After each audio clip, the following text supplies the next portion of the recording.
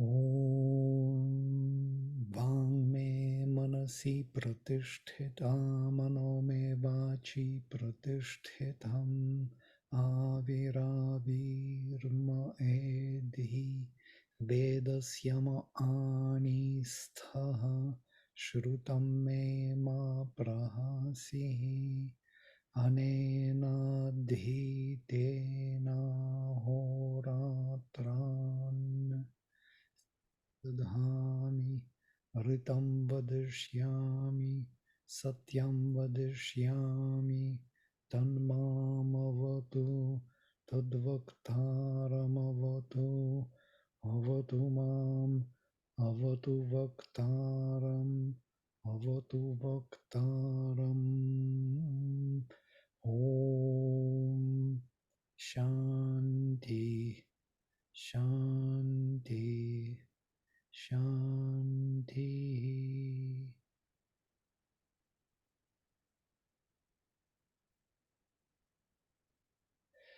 So we read three first. I will go through them to connect to the fourth.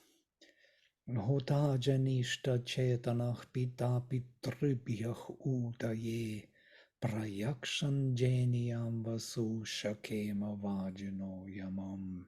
A conscious priest of the call is born to us. A father is born to his fathers for their safeguard. May we avail to achieve the sacrifice, the wealth that is for the victor, and to rein the horse of swiftness.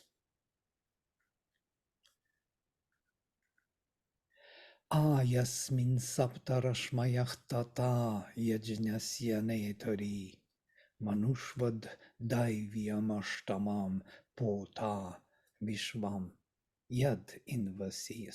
tad invati. The seven rays are extended in this leader of sacrifice. There is a divine eighth that carries with it the human. The priest of the purification takes possession of that all.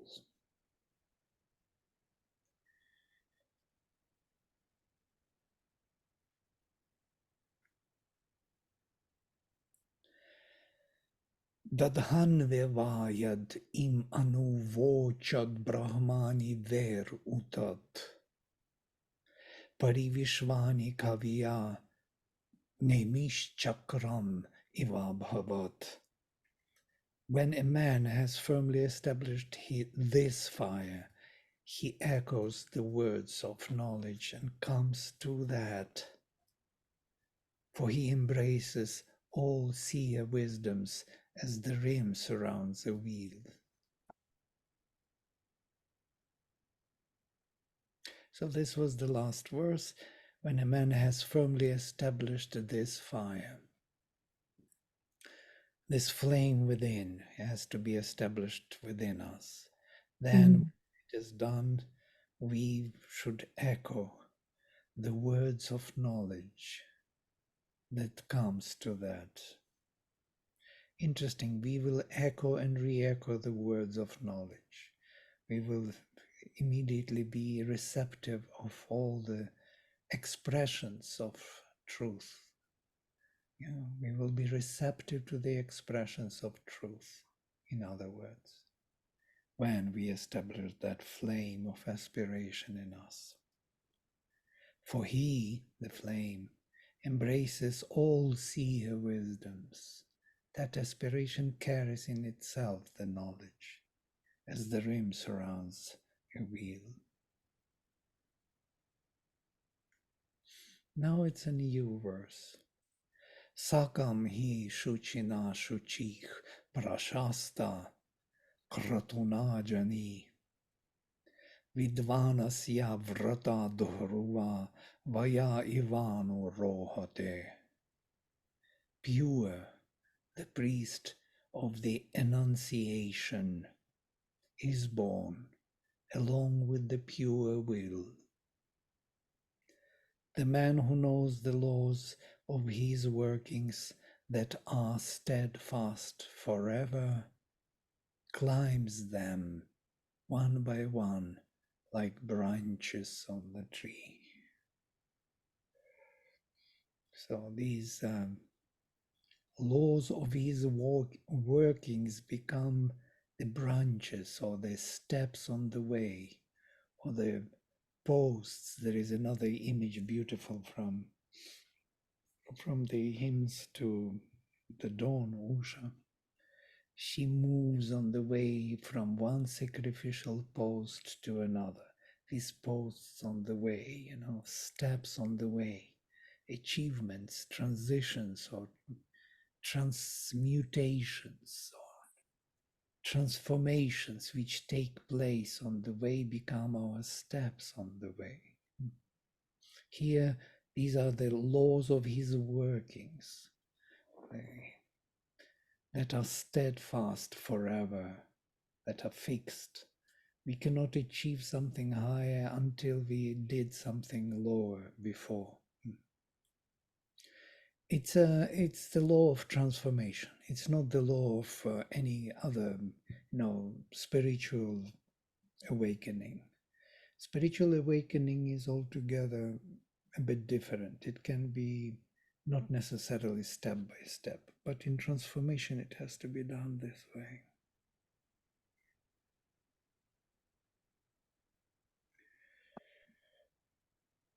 Prashasta. Yeah? Prashasta is the one who is the priest of enunciation. I don't translate even here. Together with the pure will, the pure Prashasta is born. Prashastri is the one who actually commands the movement forward. Yeah? It is he who gives the order, or we can say the sanction in the later Sankhyaik language, but we can keep it rather as Adesh, command. He tells us what we are to do. And he tells us by his will, Siya will, Kratuna. He is pure, and by pure will he commands. Sometimes we notice that there is a voice coming from within also. Yes, it's a not very loud voice. But it is there. And if we are very receptive and we establish the flame, and if we live only for the divine, then we could hear that voice. But of course, if we live for many other reasons and aims, then there are many voices in us which claim their part in our living. And we obey many times their voices, and so we are misled, blocked away from this inner pure voice. I put for this Sri Aurobindo's from the basis of yoga, yes, which is very profound for me. I read today and I thought, this is our master. He speaks this way. Let me find it.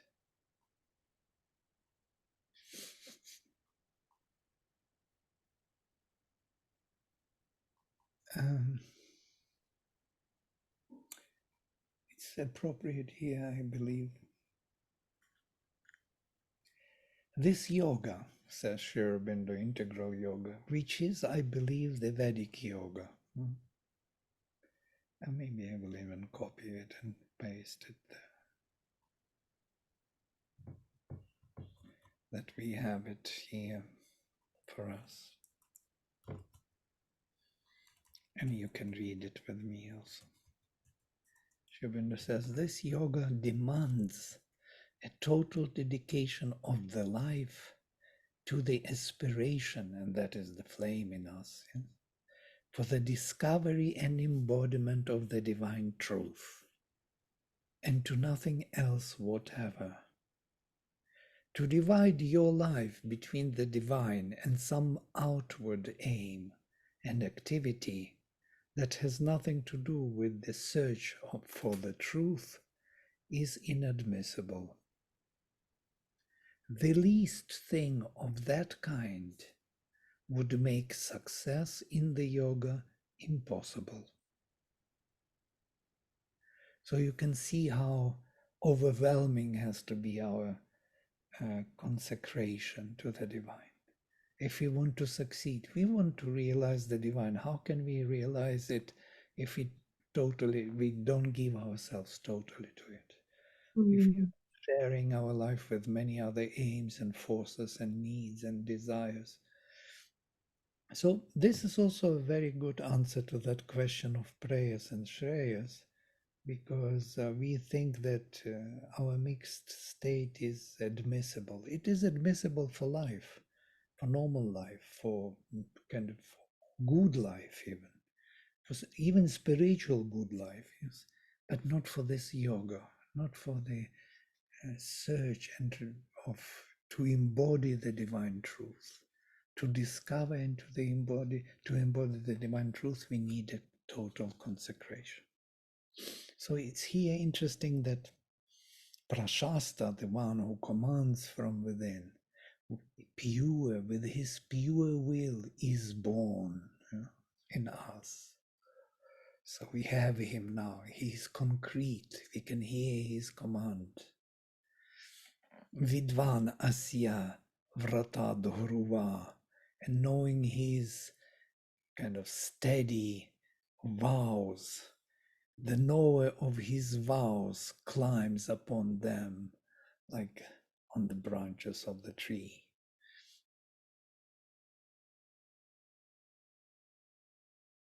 Vratani, yes. Vrata later in the later language is a vow, and also something, it's from root vrit, something which is established, close to dharma, but in terms of action. The same meaning, something established as constant activity, as Sri Aurobindo says, his workings that are steadfast forever. Dhruvani Vratani. All right, I'm going to number 5. Ta asya varnam ayuvah ayuvo nishtuk sachanta dhenavah kuvid tisribhyach avaram svasaro yaidam yayu. The milk cows come to and cleave to the hue of light of the priest of the lustration. The sisters who have gone once and again to that supreme over the three. There are footnotes here. The hue of light or the hue of kind, and to the three, the fourth world, Turiam, about the three, so-called in the Rig Veda, Turiyam Svid, the fourth one, the supermind, basically, because the three is physical, vital, and mental, and Turiyam is the supramental or transcendental, if you will. Those nourishing cows follow his light, accompanying the leader of the sacrifice. The leader is Neshtri. Neshtri is also the one who is making lustration or purifies soma before pouring it into the flame. Somewhere beyond the first three realms, the sisters arrive at the Supreme One.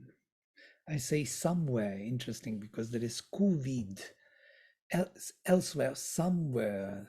Tisribyach avaram, beyond or uh, from, literally ablative case, from three somewhere to the supreme avaram, svasarach, the sisters, yeah, who are, yeah, idam yayu, they come to this. They come to, that's literal reading. So, of course, literal is one thing and understanding of it is different. The sisters who have gone once and again, Srimana says, to that supreme over the three. So the sisters are the 10 sisters of the our purified mentality. Usually these are the sisters. Interestingly, I was looking today into this etymology of sister.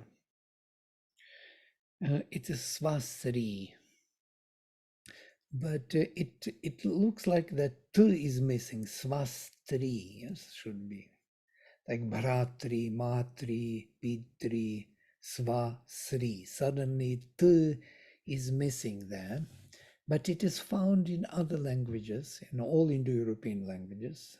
Sister, yeah, you will have this ster, stri. So in all German, Old German, Russian, Slavic languages, Scandinavian, everywhere you will have that tri suffix of the doer, the same as we have in Latin. It's a Latin suffix of the doer, of the actor, doer, yeah? Giver, that r. This is tri suffix where t is lost. So I was thinking about this, and it is interesting that in the dictionary it is given that these are the streams or the fingers in the Rig Veda, Svasri, in the plural only. There is no other meaning. And the etymology is doubtful. We do not know the etymology. So we know that Bharatri is from Bhari to bear, to support. It's a supporter, yes, brother. The one who, or P3 is the what do you call it? Not nourisher, but protector, fulfiller from Parut, weak form P. Matri is the creatrix of the form, yeah? The shaper of the form. We know these meanings. Duhitri is the milker, the daughter. She's always milking the family, yes? No, she was milking the cows in the Aryan family. But Swasri, we do not know. And it is constantly used in the Rig Veda in terms of fingers. And Sri Aurobindo speaks about Swasri. We read once long ago, most probably, that these are the 10 principles of luminous mentality.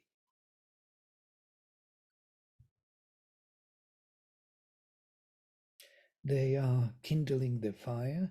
They also, in the ritualistic form, these are like fingers which are, kindling the fire, because there is the stick. You have two aranis. So they are engaged in this activity to cause the flame, to make the flame, to kindle the flame. Or they are streams, rivers, swasris. So I was thinking about this mentality of this etymology, what it really means. Su, as, tri. So perfectly existing or something. Or swasri, from swas, maybe shvasri, breathing, living, or maybe by themselves existing, swasri, self-existent ones, sister. It's unknown. So if you have any idea, please share. It would be interesting to discover Swasri. It's the only one which is unknown. The rest are quite clear what they mean. Huh?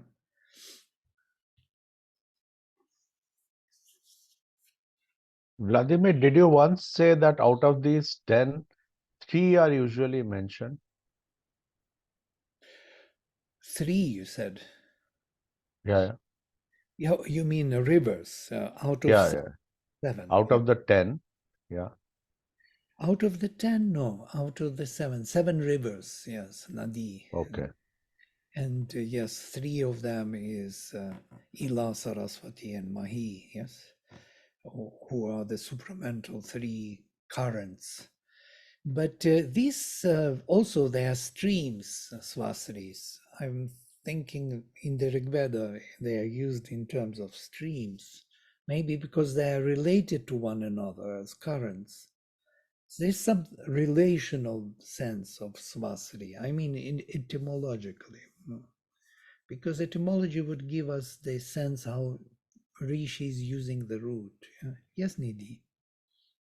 While we are talking, just a thought came. Like we have Ida, Pingla, and Shushumna nadis, like the 3 streams in our body, and then they go beyond. Could it be? Very nice.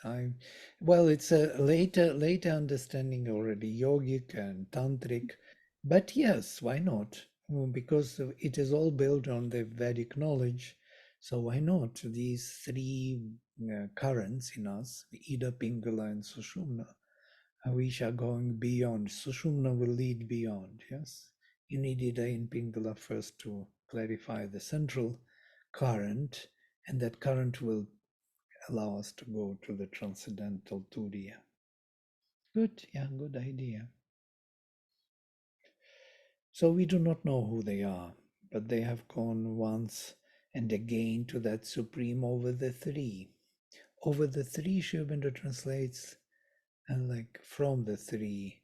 So crossing the 3 or using all 3.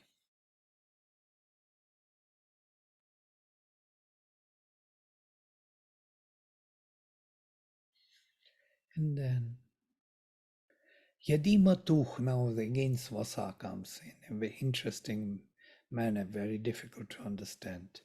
Yadimatuch upasvasa gharitam bharanti asthita ta sam adhvaryuch agatao yavo vrishtiva modate.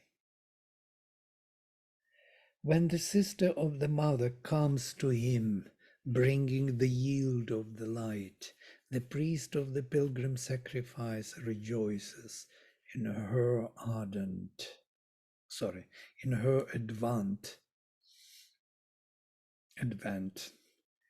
as a field of barley revels in the rain. Rejoices in her advent, in her coming, agato.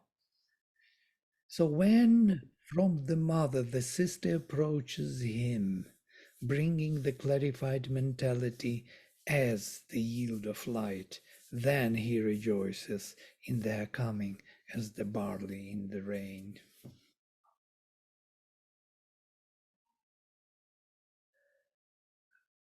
So I said from the mother, I'm just going literally, if or when from the mother, near the sister, Ghritam Bharanti, bringing Ghritam Asthita, comes, approaches him, most probably. That's why I put in brackets. So, Tasam of them Adhvaryuch Agatao, incoming, as if rejoices as if the barley in the rain. So this is a literal translation. So when sister of the mother, Sri Aurobindo says, what it means, sister of the mother. So mother, the mother has the sister. You know? If we would know what sister means etymologically, it would help tremendously, but we do not know. I really couldn't unpack it somehow. I still wait for this to happen. Maybe somebody will help. Swastri.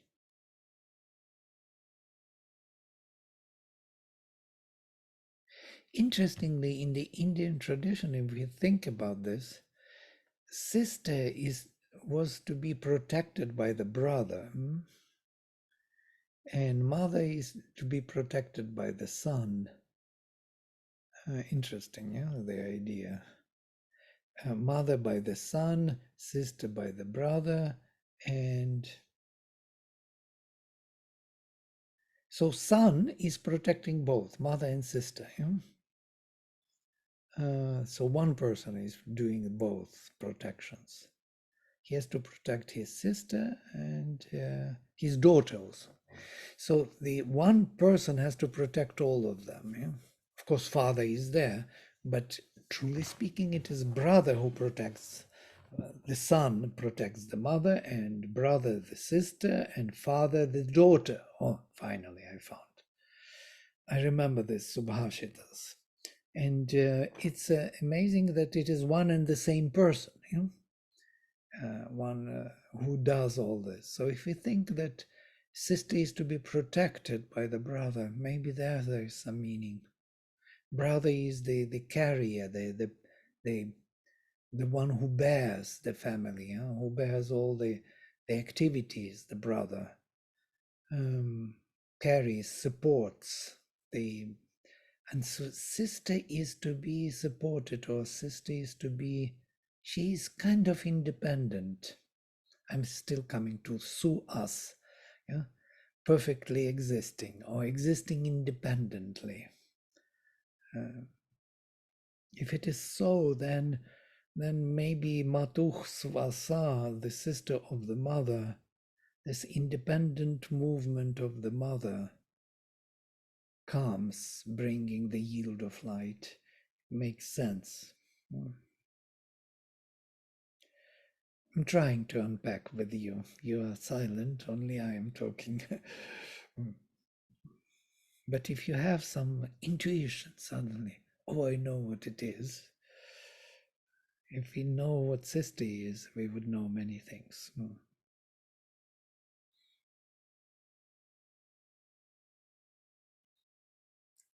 It's amazing, these relatives. Names of the relatives are known only in Sanskrit. You cannot understand them neither in English nor in any other Indo-European language, because only in Sanskrit they are built from the roots. They are functional. And the Mata, Matri, not necessarily is only the mother as a name of the relative. It can be also the creatrix. And it can be also the creator in the masculine gender. Mata is the creator, the shaper, the one who makes the form. In Vedic Sanskrit, not necessarily the mother. So this is typical for Sanskrit language, especially Vedic, that the words are much vaster in meaning, and they do not follow only an applied significance. Yeah? They have their own original meaning from the root, and they still remember that meaning. And the contextual meaning, applied meaning, is secondary for them always. That's what Sri Aurobindo said in The Secret of the Veda. When the Rishi says Vrika, the wolf, he doesn't think about the wolf. He thinks about the tearing one. And then, because he is tearing, it is also the wolf. Applied significance. Same here with Mata. So, of the creatrix, the perfect independent being bringing the yield of light approaches him. I'm just trying to put it into the psychological terms. Of whom, whose tasam, of them, Adhvaryu, the priest of the pilgrim sacrifice, in their approaching, is rejoicing like the barley in the rain.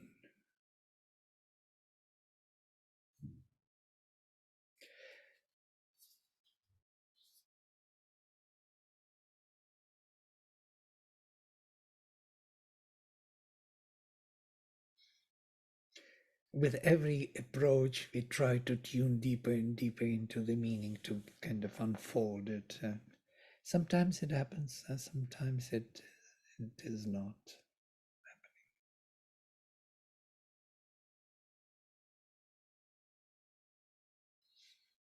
Last verses, what was the significance of cow?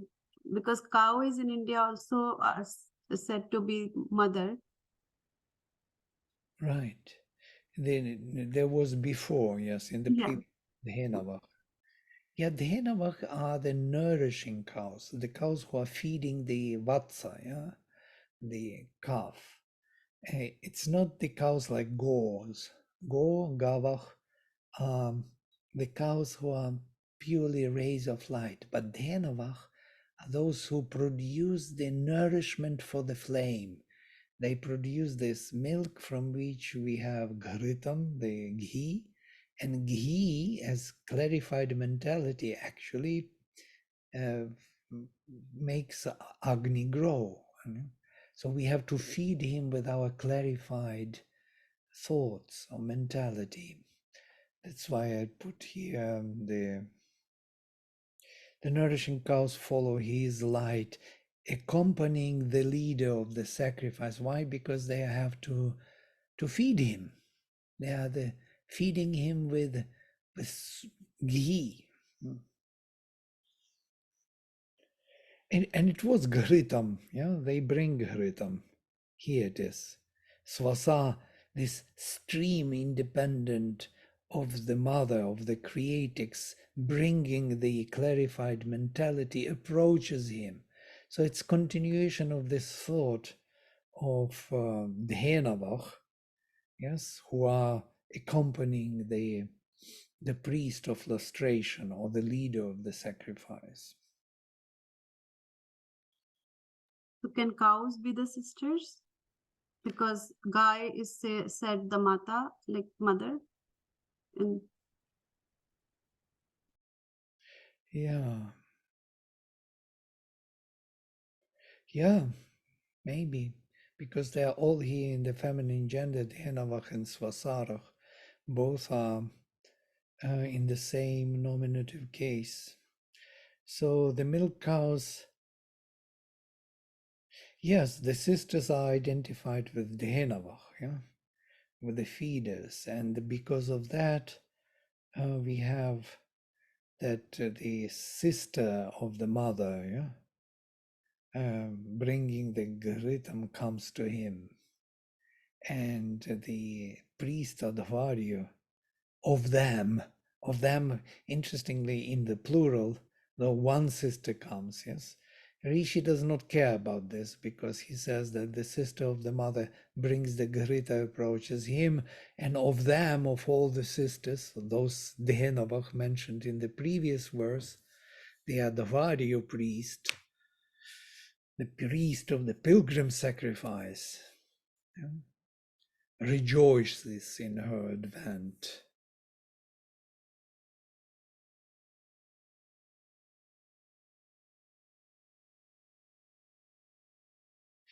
The flame is to be fed with our oblations. We have to prepare that ghee or that soma. We have to distill it, purify it, yes, and pour it into the flame of aspiration in us. We have to increase this flame with constant offerings. And if we don't do this, this flame is fading away. Why it is so? Because this flame is here for transformation. And if we in time do not do that offering, that means it is not used for the purpose why it is here. So it will fade away, or rather go beyond the veil. Yeah? It will flame within somewhere. Will be away from our surface. But more we feed him with our purified offerings in this surface consciousness, the more he will penetrate to this surface consciousness, come to the front. The less we offer him, the more he will withdraw within.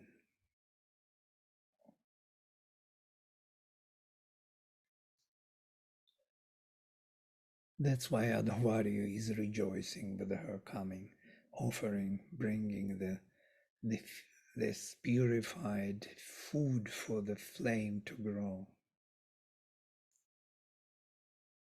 It's a very psychological imagery, but packed, not very easy to unpack unless you have some kind of experience of it or understanding. And then there are a few more, and we will finish today this hymn. Svach svaya dhaya se, Swach svaya dhaya se krenotam ritvijam. I do not know how to read it. Swach svaya dhaya se krenotam ritvijam. In this way. Stomam yajnam chad aram vanema rarima vayam. Himself for his own confirming, let the priest of the right create the priest. It's interesting. Yeah?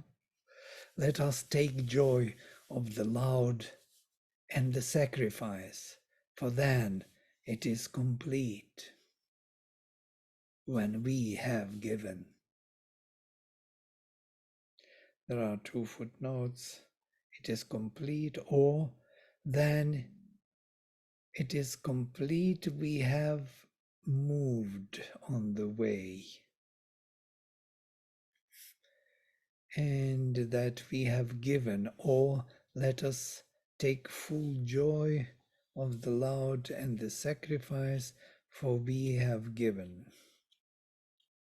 because we have given. I make my own interpretation. May the priest create the priest, literally.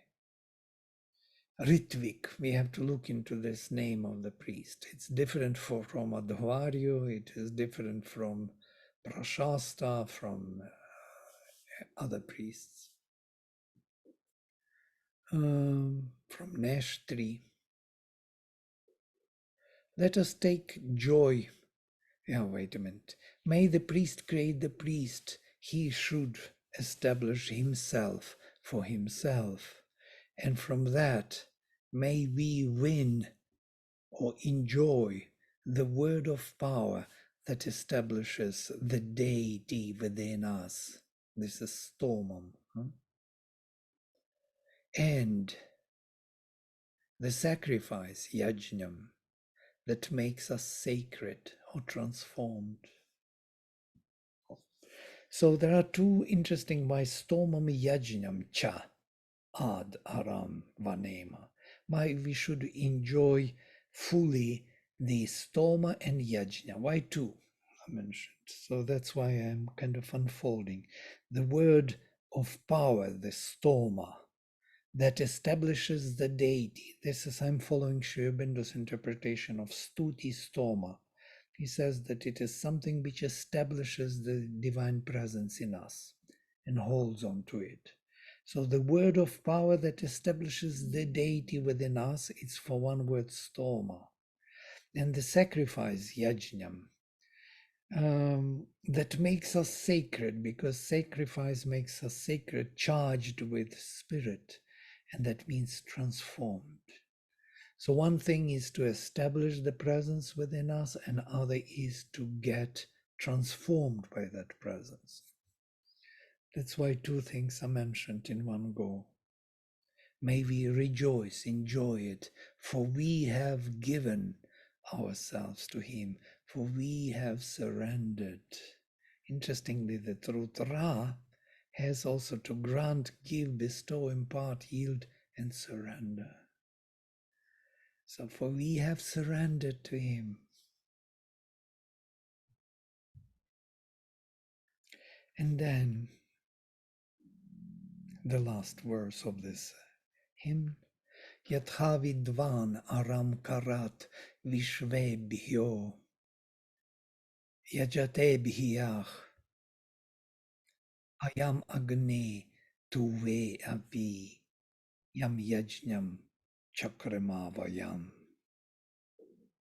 As the knower, even as one who has the knowledge, let him work out the right for all the lords of the sacrifice. On thee, O fire, is this sacrifice that we have made.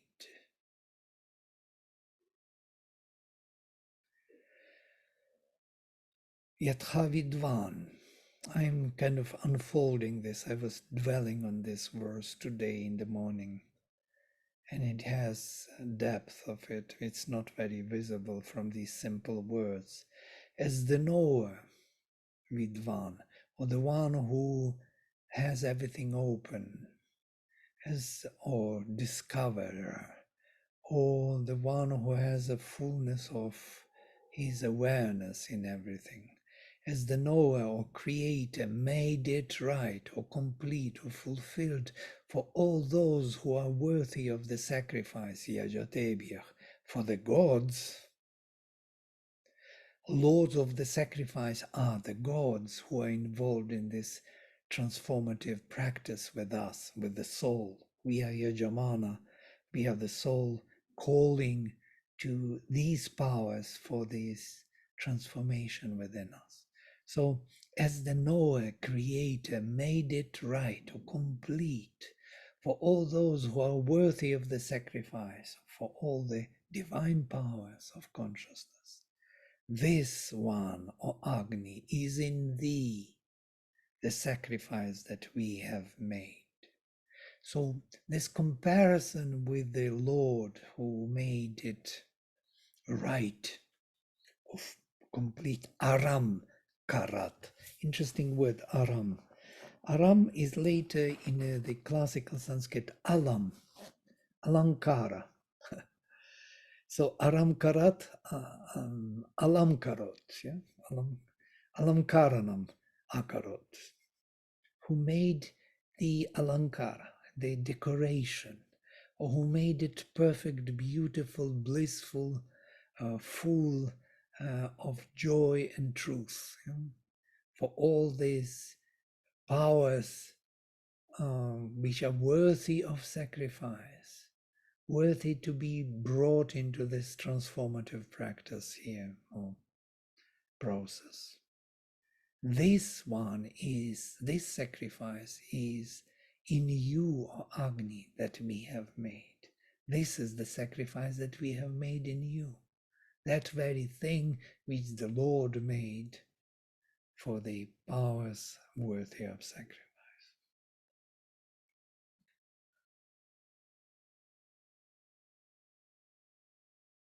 My head is starting to spin from all this. The comparison with the Creator and the gods.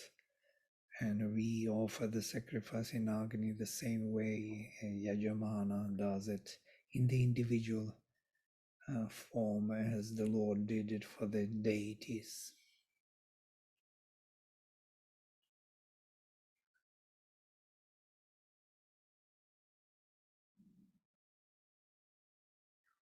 I'm not sure that that is Vidvan is the Lord, but I put it like this. It could be just the one who knows. Makes it for all the powers to come down, all the great universal powers to engage in this sacrifice, the knower. So we have done this in you, O Agni, as it should be done by the one who knows all.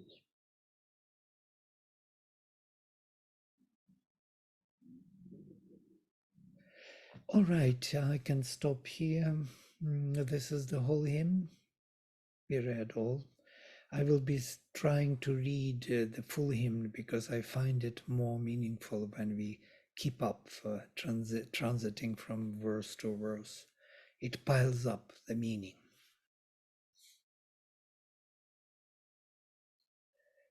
If you have some questions, there are some, or something you would like to share, please go ahead. Okay, there is Diwali. How can you manage with? Yeah, Diwali is the one thing I did not enjoy. In the north, it was more beautiful with these Deepavali and so on. But then it became just crackers. Pongal in Tamil Nadu, it's even worse than Diwali, I think.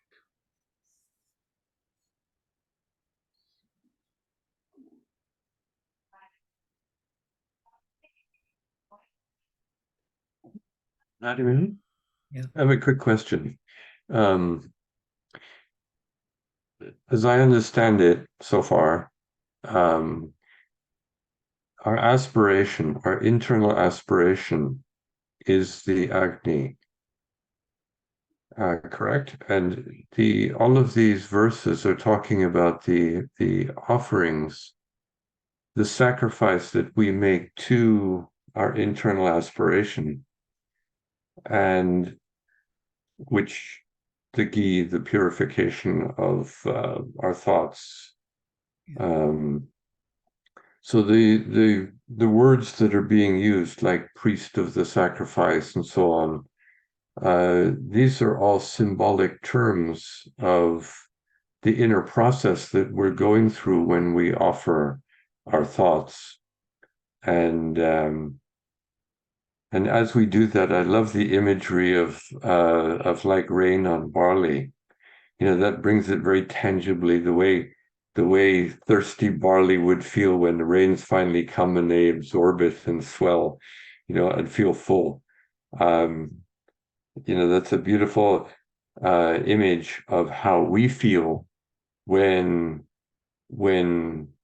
our aspiration begins to bear fruit, and we grow, we expand internally with a sense of freedom and knowledge, when actual, you know, our mind becomes inspired with a higher sense of reality. So I'm trying to wrap my head around all of this, you know, because there's so much imagery that is, to me, unusual. I mean, it's beautiful and all, but I'm trying to put it all into a context that I can actually absorb and understand. And so anyhow, that's just my thoughts on, it's kind of where I am. Yeah. It's all, it has a kind of purpose. All these hymns have a purpose. Yeah, they are, Sri Aurobindo says that Vedic rishis are extremely utilitarian in their purpose. They are using a profound, beautiful, poetic language, but it is not the purpose. Poetry is not the purpose. You know?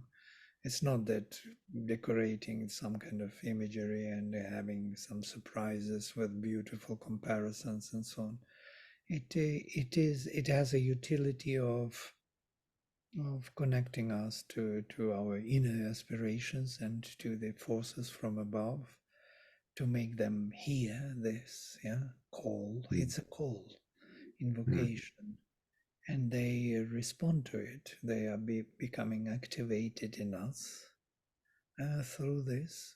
Every word, every phrase is charged with full awareness, a deeper spiritual awareness of that than we have. Yes. So rishis had that kind of realization, and they put it into the form of this beautiful poetry for us to use it in the same manner, and to activate those forces within us, to create the contact, to bridge the outer and inner being, and we feel it when we read it, even though we hardly understand anything. I mean, understand in the terms of outer explanation of things, because usually people understand things. But inwardly, something is responding, something is opening, something is trembling. The presence is pressing from above. You feel the heavy load of it from when you read the hymn. So, how come? Where is it coming from? Yes, it's from that consciousness of the Rishi who left us this gift, spiritual gift, like Sri Aurobindo left us Savitri. And when we read, we are becoming, for a moment, knowledgeable. And then again and again, until the transformation. It's a transformative literature, I think. It does something to us, something which we have, but very deep within. But to trigger it, to kind of to call for it, to reach to the surface, these hymns are meant, were created for. Yeah. They're beautiful. Yeah, they're very, how to say, archetypal. They do not speak about things which are specific. Yeah? They are very specific in terms of realization, but we don't get it. We don't get those nitty-gritties. Yeah, Swasa, Matuh. We don't see what Rishi really means, but even if we don't, there's still something from within responds to it. Yeah?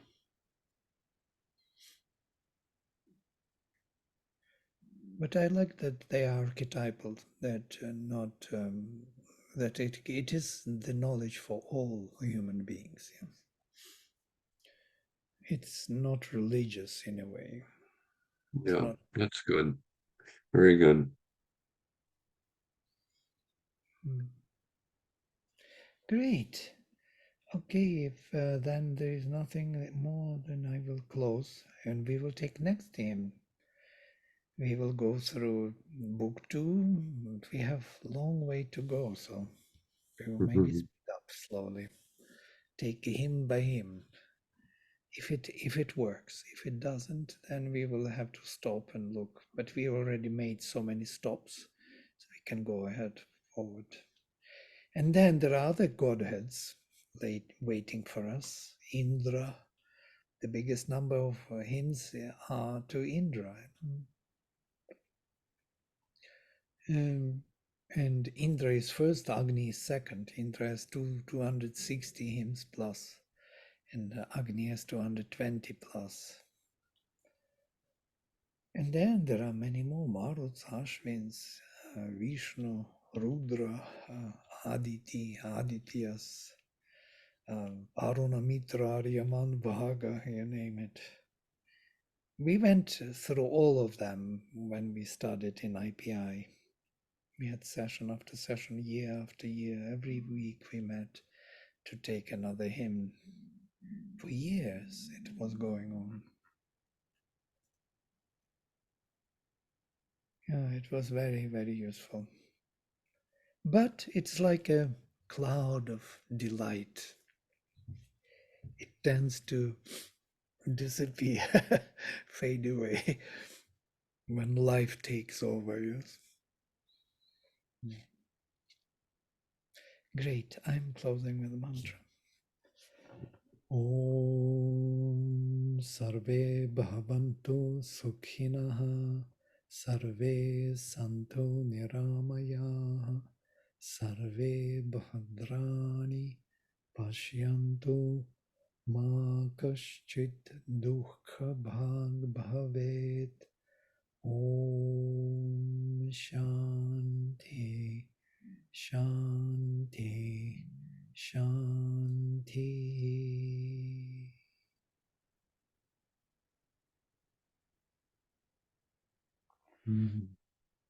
I feel the actions.